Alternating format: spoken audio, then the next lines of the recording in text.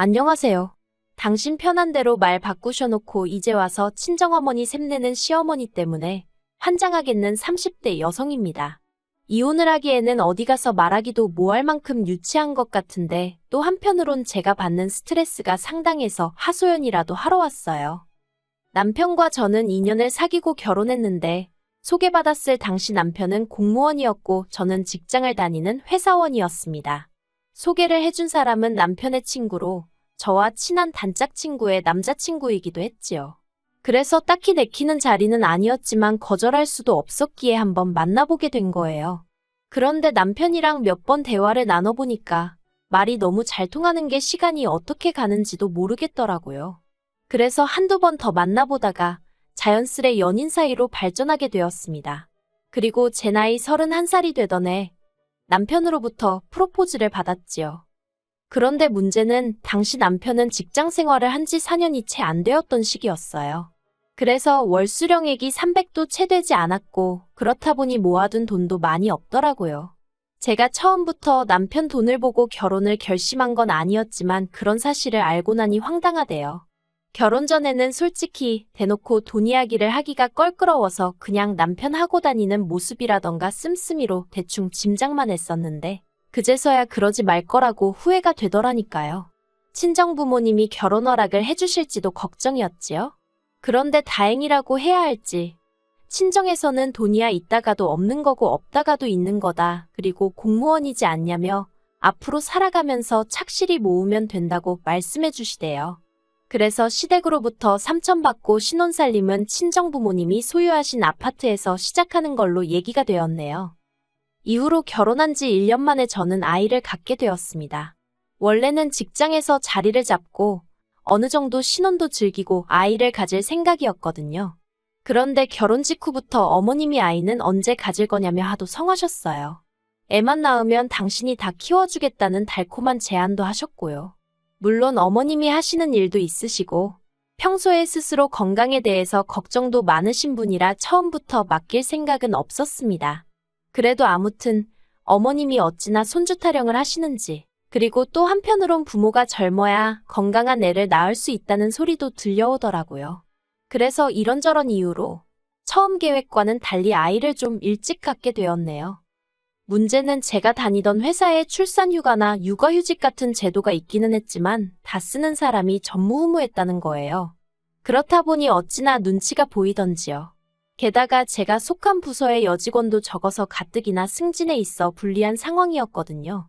그래서 임신 7개월 차까지는 평소처럼 출퇴근하며 직장 생활을 이어갔습니다. 사람들이 그러다 큰일 난다고 만류하는데도 버티고 다녔지요. 하지만 결국 퇴근 후 집에 오는 길에 현기증으로 쓰러지고 말았어요.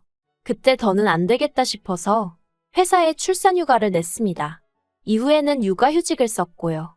그런데 육아휴직을 쓴 지 3개월이 채 되지 않았을 무렵 회사 상사로부터 잘 쉬고 있냐? 회사는 바빠 죽겠다며 언제쯤 복귀할 수 있냐는 식의 연락을 두어 차례나 받았습니다. 상사는 별 뜻 없이 한 말이라 했지만 주변 친구들은 그러다 너 복귀했는데 자리 없어져 있는 거 아니냐며 웃더라고요. 그리고 솔직히 저도 그런 상상을 안 해본 게 아니라서 한마디로 마음이 조급해졌어요. 그래서 남편에게 혹시 육아휴직 좀 쓰면 안 되냐고 물었더니 자기도 눈치가 보여서 어렵다는 거예요. 공무원이니까 저랑 좀 다를 줄 알았는데 거기도 거기대로 사정이 있더라고요. 그래서 어머님께 연락을 드렸어요.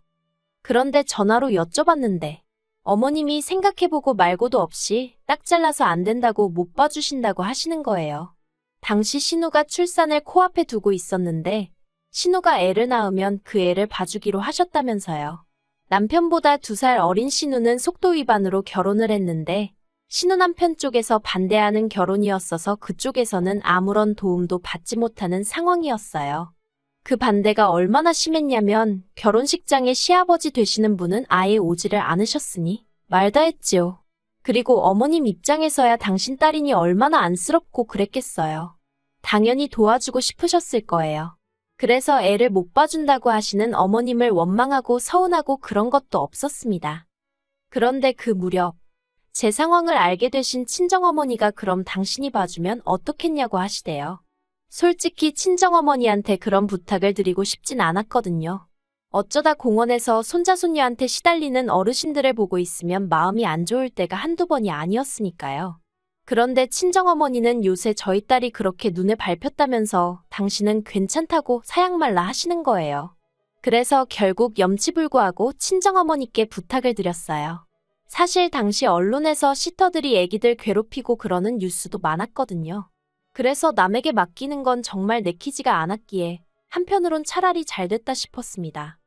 그리고 이미 친정어머니 아파트에서 얹혀 살고 있기도 했고 이제 몇 시간이건 간에 친정어머니가 아이도 봐주시게 되었으니 가만히 있으면 안 되겠더라고요.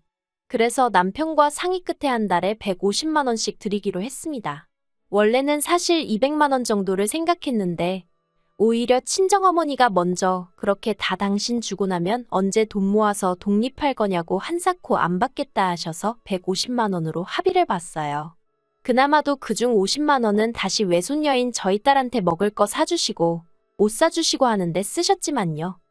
그런데 문제라고 해야 할지 친정어머니가 오셔서 애만 봐주고 가셨으면 좋겠는데 청소며 빨래며 뭐라도 하나 더 해주시려고 그러시더라고요. 냉장고가 비어있다 싶으면 밑반찬도 싹 만들어다 주시고 감사한 마음과 동시에 너무 죄송하대요. 그래서 저도 그때부터는 아침에 1시간이라도 더 일찍 일어나서 부지런 떨어가며 청소고 뭐고 웬만하면 집안일은 하나라도 더 해놓고 출근을 했어요. 제 입으로 말하긴 뭐하지만 친정어머니도 저도 서로를 많이 배려했다고 생각해요. 그래서 서로 싫은 소리 나오는 거 없었고 오히려 서로에게 정말 고마운 기억을 많이 만들게 되었지요. 그런데 이런 생활을 한 반년쯤 했을 무렵이었습니다. 그날은 어머님 생신이라서 저희 부부 신혼의 부부까지 시댁에 다 같이 모이게 되었는데요. 저희 부부나 신혼애나 어쨌든 친정어머니한테 애를 부탁하고 있는 입장이다 보니 이래저래 할이하기가 많더라고요. 그러다 남편이 먼저 그래서 우리는 장모님한테 한 달에 150씩 드리고 있다고 쓸데없는 소리를 하는 거예요. 솔직히 말이 좋아 150이지. 저는 제 나름대로 월세에 애 봐주는 비용에 이것저것 다 같이 뭉뚱그려 드리는 거라 어디 가서 말도 못하겠던데. 그런데 그 소리를 들은 어머님 얼굴이 뭐랄까 좀 이상해 보였어요. 언짢으신 것 같기도 했고요. 그런데 눈치 없는 남편은 그런 어머님 표정을 못 본 건지 신우더러 너는 엄마한테 얼마 주고 애를 맡기냐고 그러는 거예요. 그러자 신우도 이내 표정이 안 좋아지고 그때 신우 남편은 담배 한 대 피고 온다며 자리를 비웠습니다. 그렇게 신우 남편이 자리를 비우고 나자 신우가 저희 남편더러 오빠는 무슨 그런 쓸데없는 소리를 하냐면서 짜증을 내더라고요. 그리고는 이내 저한테 불똥이 튀어서는 언니네 어머니가 그렇게 달라더냐며 무슨 딸한테 돈을 받냐는 거예요. 저는 저대로 그 말에 발끈해서는 그게 무슨 소리냐고 더 드린다 하는데도 안 받는다 하신다고 대꾸했습니다. 그러자 이번엔 어머님이 저희더러 처음에 당신한테 애 봐달라고 할 땐 돈 얘기는 안 하지 않았냐며 저더러 머리 썼네 그러시대요. 그래서 머리를 쓴 게 아니라 제가 가타부타 설명도 하기 전에 무조건 신혼에 애 봐줘야 한다고 저희 애는 못 봐준다 하셨지 않냐고 했어요. 서로 다들 바짝 날이 서가지고는 대화가 오가는 내내 정말이지 제가 잘못한 것도 아닌데 가시방석에 앉은 것처럼 불편하더라니까요.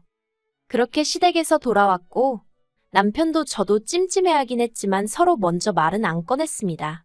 그런데 이튿날 어머님한테 전화가 걸려왔어요. 저는 어제 일이 생각나서 좀 찜찜한 마음으로 전화를 받았고요. 어머님은 대뜸 당신이 요새 손가락도 아프고 목도 아프고 그래도 공장 일을 할 때는 돈이라도 버니까 병원도 가고 했는데 요새는 신우애 봐주느라 공장도 못 나가서 돈은 돈대로 못 벌고 병원도 제때 못 간다며 하소연을 늘어놓으시대요. 저는 저대로 사무실이라 눈치가 보여서 빨리 들어가 봐야 하는 상황이었는데 말이에요.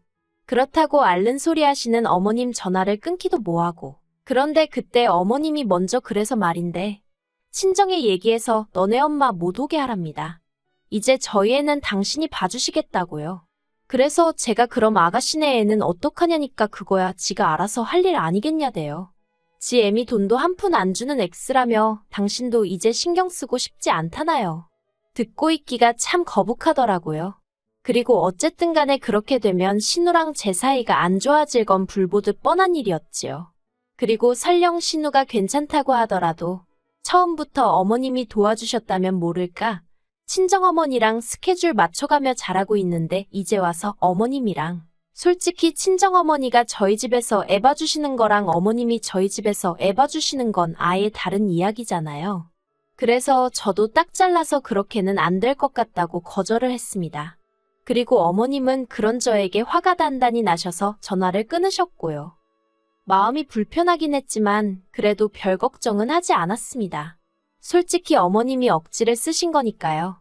그런데 어머님의 억지는 거기서 끝이 아니었습니다. 저랑 전화를 끊자마자 그 길로 저희 친정어머니한테 전화를 하셨더라고요.